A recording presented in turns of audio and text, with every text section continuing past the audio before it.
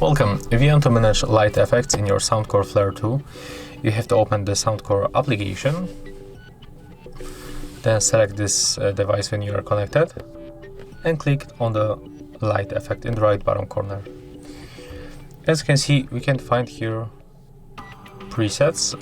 You can check all of them.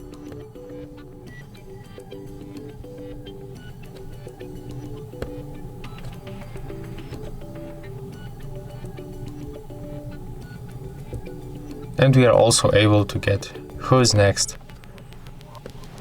Okay.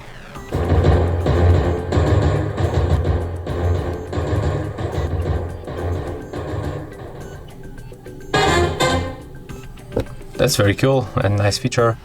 I never seen something like that before. And in this place you can just turn on or turn off these lights. So that's all. If you find this video helpful, remember to leave a like, comment and subscribe.